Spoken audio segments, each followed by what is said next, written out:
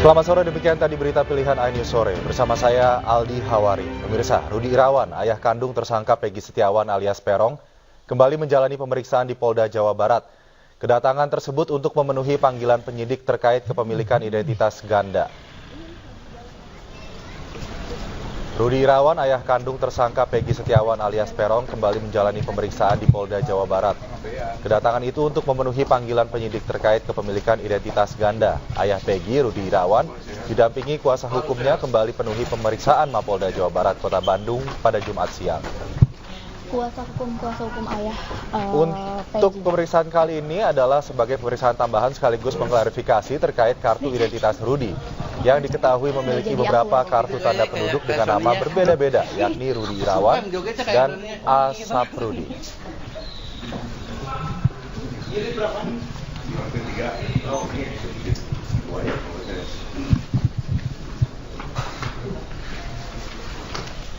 Yuk, Pak Rudi lah. Baik, dan untuk mengetahui situasi terkini, kami telah terhubung dengan rekan Nurul Aprilia di Polda Jawa Barat. Selamat sore. Nurul, apakah pemeriksaan sudah berlangsung dan apa klarifikasi dari ayah Peggy terkait dengan KTP ganda yang ia miliki? Ya, selamat sore Aldi dan selamat sore pemirsa. Memang benar, pada hari ini 21 Juni 2024 ini sedang berlangsung acara pemeriksaan tentunya ayah dari Peggy Setiawan yakni Rudi Irawan terkait dugaan kepemilikan identitas ganda dan juga dugaan hasil dari data yang dimiliki oleh ayah dari Peggy Setiawan ini yakni Rudi Irawan memiliki data ganda, di mana memang pada pukul tadi sekira pukul 13.00 waktu Indonesia Barat hingga dengan detik ini masih berlangsung proses penyidikan yang dilakukan oleh tim Ditreskrimum Polda Jawa Barat, di mana pada kesempatan kali ini juga pemeriksaan ini akan dan sudah ditemani langsung begitu pemirsa oleh tim dari Peradi, yakni dari khususnya dipimpin langsung oleh Pak Ruli Panggabean pada kesempatan pemeriksaan kali ini pemirsa. Berarti terhitung kurang lebih sekira sudah 6 jam proses penyidikan berlangsung. Memang hingga dengan detik ini juga kami masih menunggu terus hasil penyidikan dari Rudi Irawan ini sendiri pemirsa. Namun dari informasi yang kami dapatkan bahwa memang Rudi ini sempat mengklarifikasi bahwa ia sempat mengubah identitasnya sekitar tahun 2008-an, yakni pada saat Rudi akan menikah dengan istri barunya di Kabupaten Bandung. Dan tentunya terkait dengan hal itu, pemirsa, maka Rudi Irawan memiliki dua identitas, yakni yang pertama atas nama Rudi Irawan yang memang berdomisili di Cirebon dan di mana pada kakaknya juga tertera atas nama Peggy Setiawan sebagai anaknya. Kemudian identitas yang kedua yakni atas nama Asap Rudi yang mana berdomisili di Bandung ketika ia sudah menikah dengan istri barunya. Itu pengakuan dari Rudi Irawan sendiri. Namun dari informasi yang kami dapatkan pemirsa bahwa Sirait juga telah menyatakan bahwasannya terkait kepemilikan dua data ganda yakni Rudi Irawan dan juga Asap Rudi ini yakni diawali ketika Rudi akan membuat surat pengantar kakak dan juga KTP di desa setempat pemirsa, dan setelah hasil rekaman surat pengantar jadi yang terteranya adalah nama Asap Rudi bukan nama dari Rudi Irawan. Tentunya ini menjadi pertanyaan polisi pemirsa, apakah ada sangkut pautnya ataupun hubungannya dengan kasus anaknya, yakni sebagai tersangka sebagai kasus pembunuhan Vina dan juga Eki di Cirebon. Sementara demikian yang bisa saya dapatkan, kami masih menunggu hasil pemeriksaan hingga dengan detik ini di Ditreskrimum Polda Jawa Barat. Sekian Aldi dan kembali ke studio. Baik, sudah 6 jam berlalu pemeriksaan, belum ada klarifikasi dari Polda Jawa Barat. Terima kasih Nurul Aprilia melaporkan dari Bandung, Jawa Barat. Pemirsa, penyerahan berkas sebagai tersangka ke Kejati Jabar dinilai lemah oleh kuasa hukum Peggy Setiawan. Foto yang ditunjukkan Kadif Humas Polri yang memperlihatkan Peggy bersama dengan dua wanita dianggap sebagai penggiringan opini. Opini kalau Peggy itu banyak ceweknya, kemudian Peggy sakit hati, ditolak ceweknya, akhirnya terjadi pembunuhan terhadap Vina. Padahal Peggy sendiri kan sama Vina nggak kenal, nggak ada hubungan apa-apa. Kalau memang itu mau diarahkan ke dendam atau pembunuhan berencana, seharusnya kan kenal. Namanya pembunuhan berencana itu adalah orang yang saling kenal, motifnya apa, dendam apa, itu mah nggak kenal. Kemudian Peggy juga kan rumahnya di Kepongpongan, soal DPO di Banjarwangunan, kan jauh banget, udah berapa kecamatan tuh yang terlewati.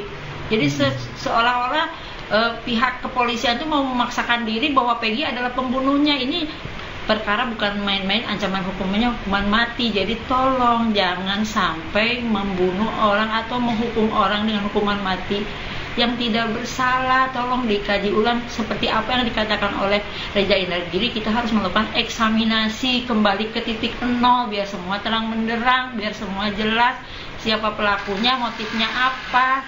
Seperti itu, jangan sampai memaksakan orang yang tidak bersalah untuk dihukum. Kalau memang semua itu Peggy Setiawan itu dipanggil semua aja kalau memang mau. Jelaskan Peggy yang di Cianjur aja jelas banyak kebohongannya. Peggy Setiawan juga, kenapa tidak dipanggil, dilakukan pemanggilan, diperiksa juga. Jangan sampai kita nanti malah menghukum orang yang tidak bersalah.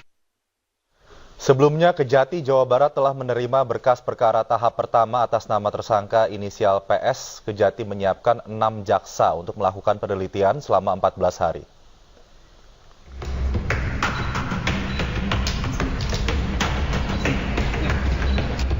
Kejati, Jawa Barat telah menerima berkas tersangka dengan nama inisial PS yang akan melakukan penelitian berkas selama 14 hari sesuai KUHP.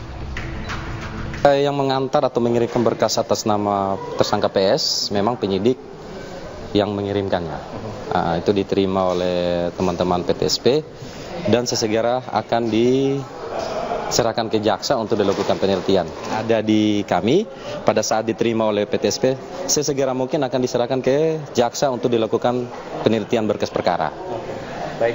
Ini jumlah jaksa peneliti berapa jumlahnya, Pak? Sementara teman-teman penyidik teman-teman jaksa yang dipersiapkan 6 orang yang akan melakukan penelitian berkas perkara. Kejati, Jawa Barat menyiapkan 6 jaksa untuk melakukan penelitian berkas tersebut, di mana nantinya dalam 7 hari pemeriksaan pertama, jika berkas telah lengkap akan masuk ke tahap 2 dan proses menjalani persidangan. Namun jika berkas belum lengkap akan dikembalikan ke polisi. Perjalanan 8 tahun kasus kematian Vina dan Eki masih terselubung misteri. Kuasa hukum Peggy Setiawan melakukan perlawanan dengan mengajukan gugatan pra-peradilan, bahkan sejumlah bukti kuat dari status media sosial Peggy Setiawan sudah disiapkan.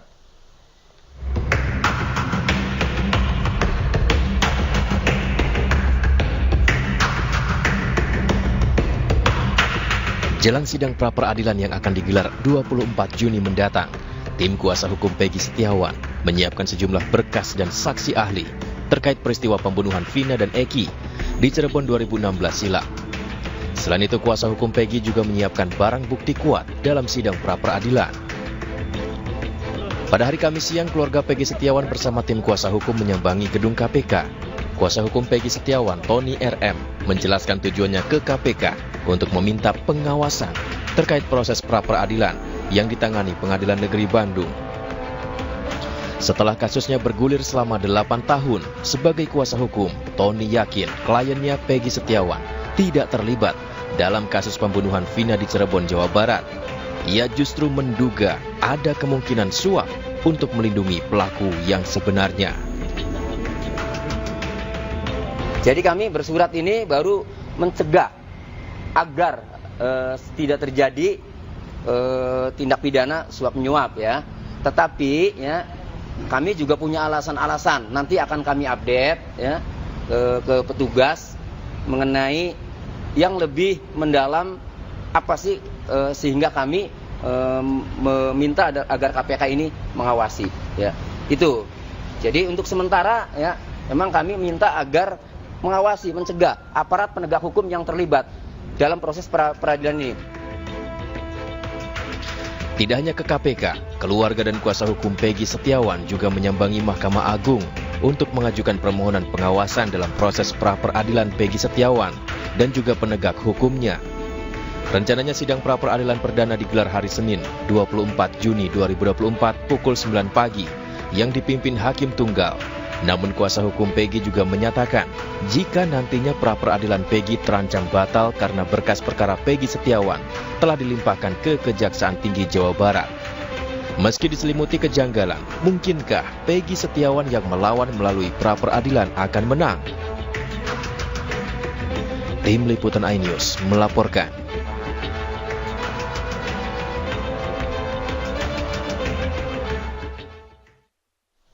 Sementara itu, 4 terpidana kasus pembunuhan Vina dan Eki melakukan perlawanan dengan bersiap mengajukan peninjauan kembali atau PK. Tim kuasa hukum dari Peradi tengah menyiapkan bukti-bukti baru yang menunjukkan bahwa keempatnya tidak bersalah.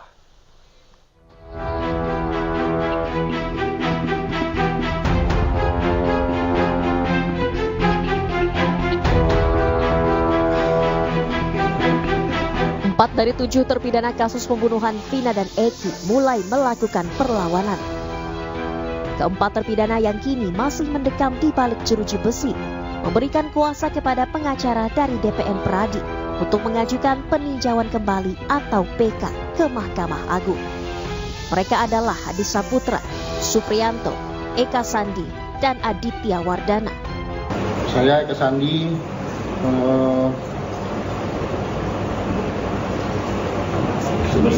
bersedia memberikan kuasa kepada Peradi dengan sukarela dan ikhlas untuk mengajukan PK.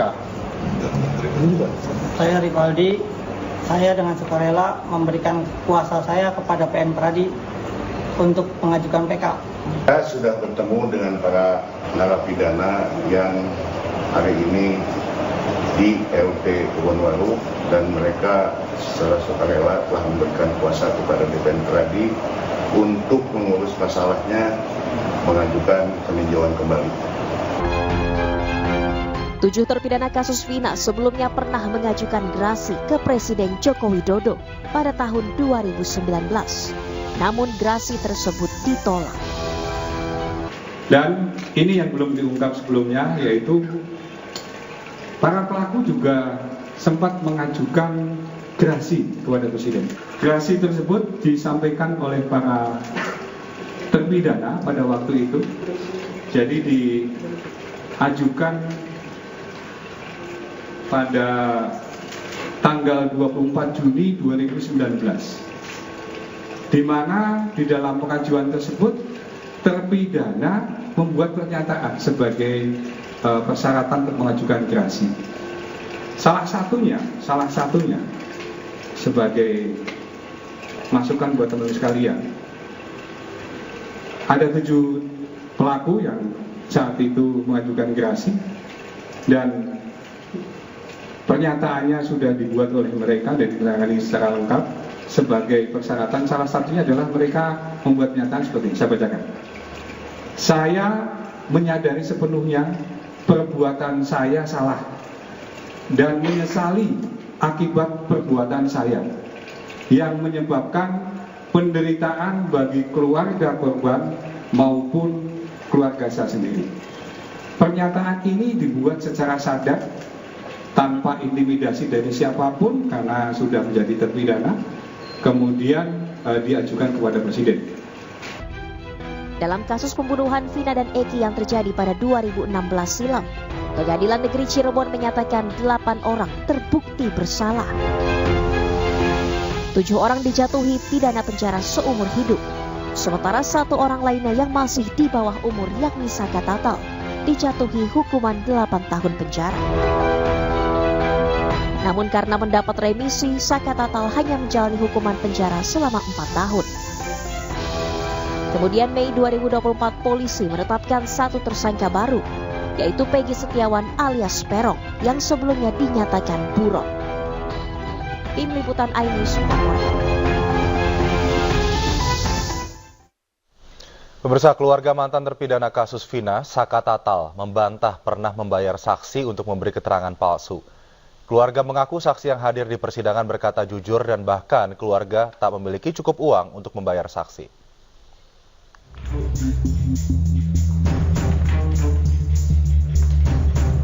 Kuasa hukum mantan terpidana kasus pembunuhan Vina dan Eki, Saka Tatal, membantah pernah membayar saksi untuk memberi keterangan palsu di persidangan. Titin Prialianti yang juga pengacara dari terpidana Sudirman menegaskan, saksi yang dihadirkan pihak terpidana berkata dengan jujur. Ia menyebut pihaknya tak memiliki cukup uang untuk membayar saksi palsu. Ia mengaku keluarga terpidana bahkan tidak mampu membayar honor pengacara. Jadi sedikit pun saya tidak pernah mengarahkan saksi untuk bicara apa. Ngomong aja sendiri apa yang terjadi. Walaupun itu juga tidak dipercaya oleh hakim. Gitu, dengan saksi-saksi alibi yang saya sampaikan nggak pernah dipercaya, Mas. Harus sesuai BAP, harus sesuai BAP. Memang waktu itu menghadirkan saksi berapa orang, Bu? 5 kalau nggak salah, kata saya. Ya. Termasuk Sudirman juga, Bu? Kalau Sudirman kan peradilan dewasa ya. Memang ada beberapa saksi yang meringankan gitu, tetapi itu pun tanpa sengaja. Tanpa sengaja dia, saksi itu bukan saya yang menghadirkan, jaksa yang menghadirkan, tapi tanpa sengaja justru meringankan Sudirman. Dengan mengatakan Sudirman itu tidak pernah mabuk, dia tidak berkomunikasi secara baik dengan yang lainnya, tempat mainnya hanya musola dan rumah. Jadi walaupun saya tidak menghadirkan saksi yang bagaimana sih prototip Sudirman, tetapi tanpa sengaja ada saksi yang mengatakan seperti itu dan itu tertuang dalam putusan pengadilan, Mas. Sebelumnya polisi membeberkan bahwa ada terpidana kasus pembunuhan Vina dan Eki yang membayar saksi palsu. Saksi itu diarahkan untuk mengungkap kejadian yang tidak sesuai dengan fakta. Di dalam fakta pengadilan itu ada saksi yang didatangi oleh pengacara para pelaku beserta orang tua para pelaku yang minta agar tidak memberikan keterangan sesuai dengan faktanya. Bahkan, mohon maaf, itu diiming-imingi sejumlah uang untuk bisa tidak memberikan keterangan sesuai dengan apa yang dia tahu, apa yang dia lihat, dan apa yang dia tahu. Jadi, tadi pertanyaan dari Mas, sangat dimungkinkan nanti akan ada LP berikutnya apabila kasus ini nanti akan berlanjut. Namun, saat ini Polri sedang fokus untuk penanganan penuntasan kasus Ananda almarhum Eki maupun Ananda kasus Vina. Sebelumnya keluarga dan pengacara para terpidana menilai ada kejanggalan dalam proses penanganan kasus ini. Bahkan mereka yakin para terpidana tidak bersalah. Dari Cirebon, Jawa Barat, Toy Iskandar, iNews melaporkan.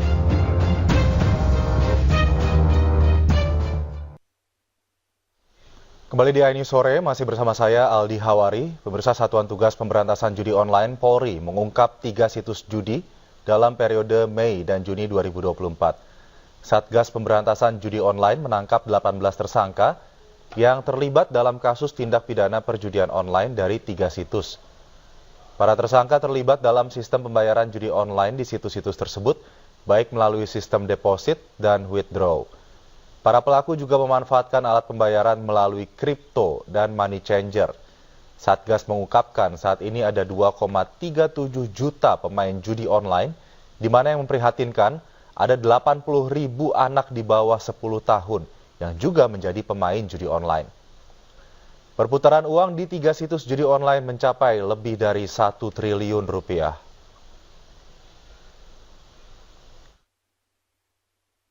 Tercatat 2,37 juta pemain judi online. Dan ini sudah menyasar berbagai kalangan umur, mulai dari umur yang anak-anak sampai umur yang dewasa. Bahkan kemarin disampaikan 80.000 anak di bawah umur 10 tahun. Ini adalah situasi yang sudah sangat memprihatinkan. Sehingga pemanfaatan teknologi yang tadinya untuk mempermudah berbagai kehidupan kita, tapi justru berdampak pada terjadinya perjudian-perjudian ini yang dampaknya juga cukup besar. Apalagi kalau sudah merambah pada anak-anak. Bahkan jumlah transaksi secara kuantitas yang terbanyak adalah transaksi yang di bawah 100.000. Artinya ini jumlahnya kecil tetapi kuantitas pelakunya cukup banyak. Dilakukan penyitaan terhadap beberapa barang bukti yang terdiri dari 2 akun platform perdagangan kripto dengan jumlah aset 13,5 miliar. Uang tunai senilai 4,7 miliar, 3 unit mobil, 114 unit handphone, 96 buah buku rekening, 145 buah kartu ATM, 9 unit laptop, 5 unit token, dan 1 set perhiasan emas. Dari 3 website ini perputaran uang cukup besar, sekitar sejumlah 1 triliun 41 miliar rupiah, tapi ini perputarannya ya, bukan yang bisa kita sita, perputaran sejak dia berdiri. Maka dari itu dalam proses penyidikan, tentu kita akan terus melacak dan akan kita terapkan pasal tindak pidana pencucian uang dan melakukan upaya aset tracing terhadap hasil kejahatan tersebut. Pemirsa, Menko Polhukam Hadi Cahyanto memimpin rapat koordinasi Satgas Pemberantasan Judi Online di kantor Kemenko Polhukam. Kegiatan tersebut menjadi rapat koordinasi tingkat Menteri Perdana sejak Presiden Joko Widodo menandatangani Kepres tentang Satgas Pemberantasan Judi Online.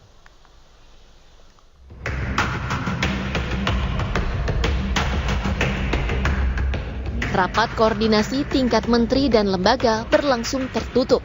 Rakor juga dihadiri oleh Menteri Komunikasi dan Informatika Budi Ari Setiadi selaku Ketua Harian Pencegahan serta Kepala Pusat Pelaporan dan Analisis Transaksi Keuangan atau PPATK Ivan Yustiavandana. Rapat koordinasi bermaksud menyatukan visi dan tujuan antar kementerian dan lembaga untuk mensukseskan pemberantasan judi online. Dalam waktu dekat, minggu ini termasuk minggu depan, kita akan melaksanakan 3 operasi, 3 penegakan hukum yang harus segera diselesaikan. Yang pertama adalah sesuai dengan laporan PPATK bahwa ada 4.000 sampai dengan 5.000 rekening yang mencurigakan dan sudah diblok. Yang kedua, rekan-rekan media sekalian, kita akan melakukan penindakan jual beli rekening. Tugas yang ketiga adalah terkait dengan game online. Modusnya adalah membeli pulsa atau top up, di mana di mini-mini market. Sasarannya adalah yang akan kita lakukan Satgas adalah menutup pelayanan top up game online yang terafiliasi. Ya. Satgas akan melakukan 3 operasi dan penegakan hukum dalam waktu dekat. Salah satunya adalah pemblokiran rekening yang mencurigakan. Selain itu, Satgas juga meminta bantuan TNI Polri untuk mengerahkan Babinsa serta Babin Kamtibmas dalam mengawasi serta menindak pelaku di lapisan terbawah masyarakat. Dari Jakarta, Tim Liputan iNews melaporkan. PPATK menemukan jumlah perputaran uang dari judi online menembus hingga 600 triliun rupiah. Setiap tahun jumlah perputaran uang dan transaksi judi online meningkat drastis.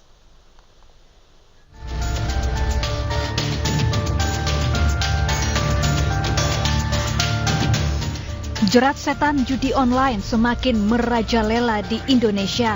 Pemerintah terus berupaya untuk memberantas praktik perjudian yang nyatanya mudah diakses di dunia maya. Meski pemerintah melalui Kemenkominfo telah memblokir ribuan bahkan jutaan aplikasi judi online, namun faktanya perputaran uang haram dari judi online tiap tahun meningkat drastis.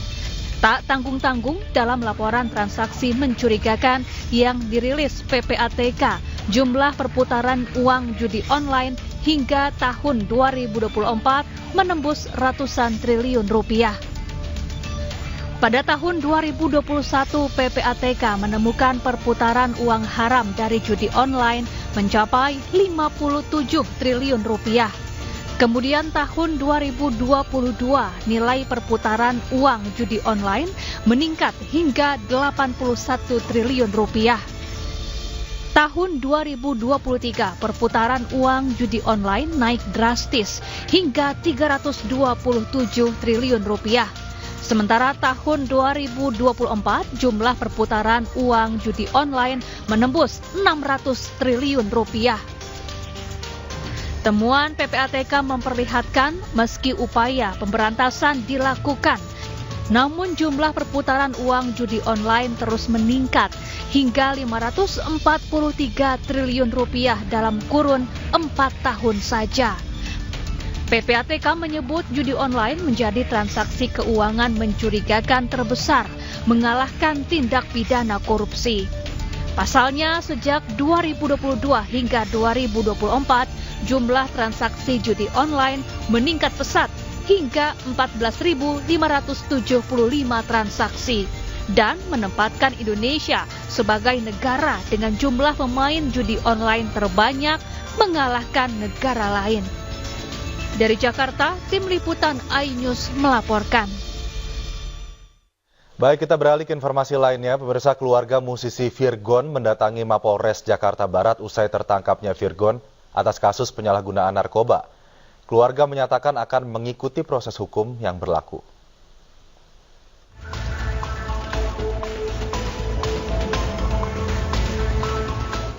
Usai penangkapan Virgon dalam kasus dugaan penyalahgunaan narkoba, keluarga musisi Virgon, yakni ibunda dan kakak perempuannya, mendatangi Polres Metro Jakarta Barat Jumat siang.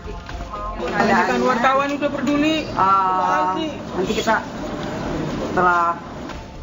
Keluarga Virgon mengaku syok usai mendengar berita penangkapan tersebut. Ibunda Virgon pun tak kuasa menahan air matanya. Keluarga benar-benar tak menyangka anggota grup musik Last Child ini tersandung kasus penyalahgunaan narkoba. Kita udah bertemu Virgon, walaupun memang ada jeda kaca, tapi kita juga udah telepon dan video call juga. Virgon keadaannya sehat, sudah makan juga, bisa istirahat, tapi memang proses BAP masih dalam tahap ini ya, masih pengembangan. Jadi minta doanya. Semuanya syok. Semuanya juga syok, Mbak.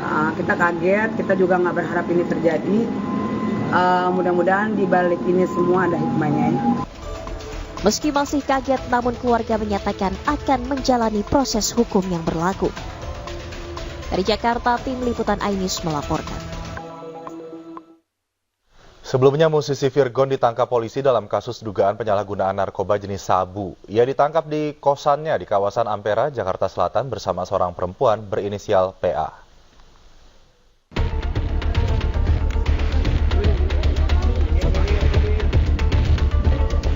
Lagi-lagi, kasus penyalahgunaan narkotika yang menjerat publik figur kembali terjadi. Kali ini musisi Virgon diamankan petugas Satres Narkoba Polres Metro Jakarta Barat karena kedapatan mengkonsumsi narkotika jenis sabu. Virgon ditangkap di kosannya di kawasan Ampera, Jakarta Selatan pada Kamis dini hari, pukul 1 waktu Indonesia Barat. Virgon diamankan bersama seorang perempuan berinisial PA. Berikut barang bukti 1 klip sabu beserta alat hisap. Yang pertama, seorang pria inisial VTP, pekerjaan musisi, dan yang kedua adalah seorang perempuan atas nama PA. Barang bukti yang kami dapatkan adalah narkotika jenis sabu. Untuk beratnya itu ada 1 klip kecil narkotika jenis sabu dan alat hisap.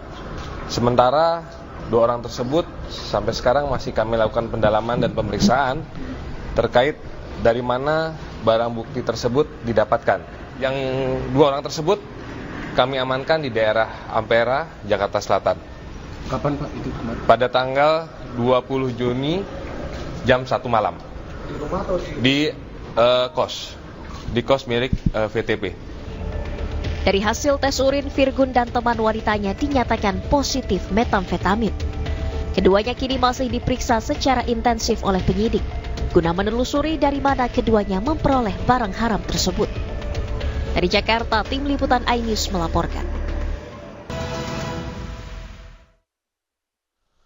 Pemirsa, Polda Metro Jaya membongkar sindikat pengedar uang palsu senilai 22 miliar rupiah. 4 tersangka diamankan, sementara 1 orang selaku pembeli uang palsu masih buron.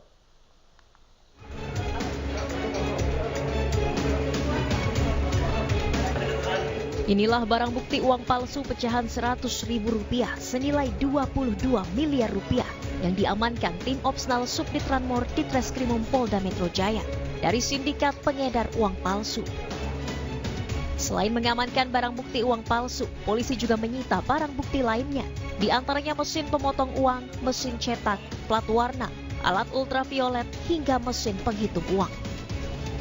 Sebanyak 4 pria ditetapkan sebagai tersangka, yakni M, YA, FF, dan F. Sementara polisi masih memburu 4 buron lainnya yang diduga terlibat dalam kasus ini. Seluruh tersangka kini ditahan di Rutan Polda Metro Jaya dan dijerat pasal berlapis dengan ancaman hukuman 15 tahun penjara. Para tersangka memproduksi pecahan uang 100.000 sebanyak 220.000 lembar atau apabila dikonversi itu senilai 22 miliar karena mendapatkan pesanan dari orang Jakarta yang bernama Saudara P yang dijanjikan akan ditukar 1:4. Sebelumnya Polda Metro Jaya menggerebek ruko tempat pembuatan uang palsu ini di Jalan Serengseng Raya, Kembangan, Jakarta Barat. Dari dalam ruko ini polisi menemukan uang palsu pecahan Rp100.000 bernilai miliaran rupiah. Ruko tersebut merupakan lokasi penyimpanan dan pemotongan uang palsu yang merupakan pengembangan dari penggerebekan di Sukabumi, Jawa Barat. Tim Liputan iNews melaporkan. Pemirsa, beralih ke informasi lain, akibat gangguan pada sistem server data, pelayanan keimigrasian di Bandara Soekarno-Hatta, Tangerang, Banten terganggu. Penumpang rute luar negeri harus mengantri lebih lama karena pemeriksaan dilakukan secara manual.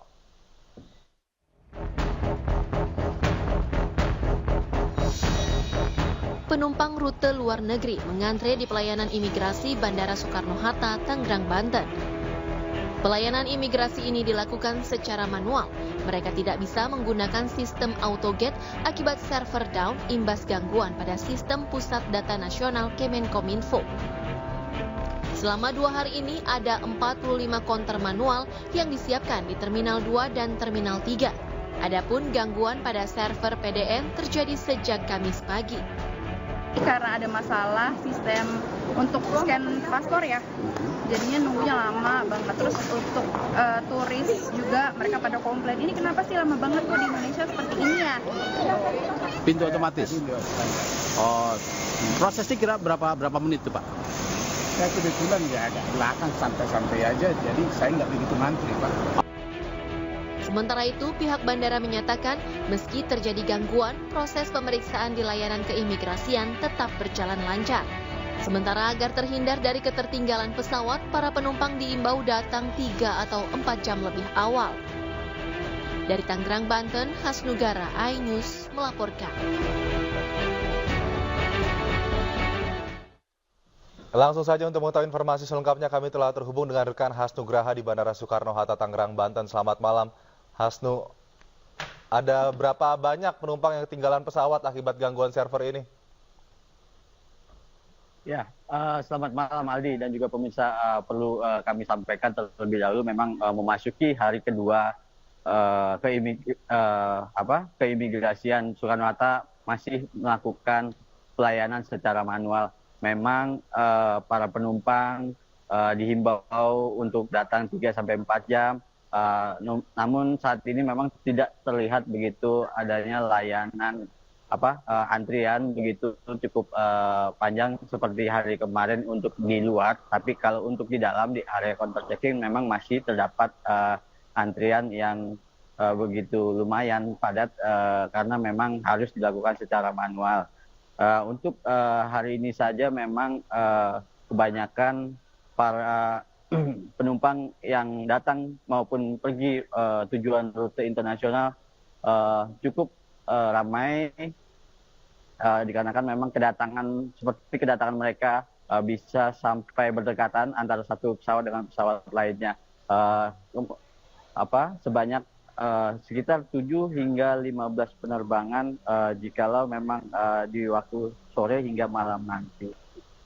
Kemudian memang adapun antisipasi yang dilakukan pihak imigrasi akibat server pusat data nasional yang saat ini masih dalam pemulihan atau sedang mengalami down, pihak imigrasi dibantu dengan stakeholder yang ada di bandara melakukan penguraian terhadap penumpang yang baru tiba agar tidak terjadi penumpukan di area kedatangan di dalam sana. Jadi memang di sini bekerjasama stakeholder antara imigrasi maupun dari pihak pengelola Bandara Soekarno-Hatta maupun pihak kepolisian, aviation security.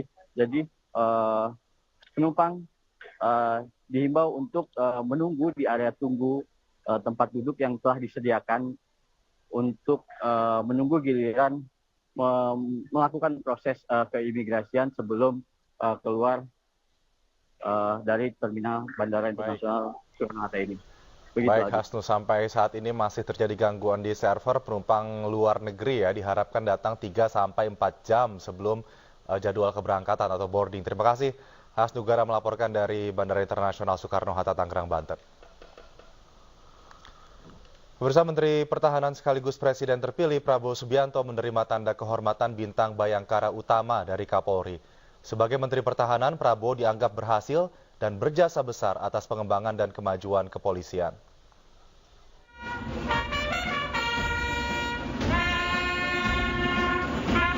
Kedatangan Menteri Pertahanan RI sekaligus Presiden terpilih Prabowo Subianto disambut dengan jajaran hormat senjata oleh pasukan yang bertugas. Prabowo Subianto menerima penghargaan Tanda Kehormatan Bintang Bayangkara Utama dari Polri, dari Kepala Kepolisian Negara Republik Indonesia, Jenderal Polisi Listio Sigit Prabowo. Penganugerahan ini diberikan kepada Prabowo atas dedikasinya dalam upaya peningkatan keamanan Indonesia. Kapolri menilai Prabowo berhasil dan berjasa besar atas pengembangan dan kemajuan kepolisian.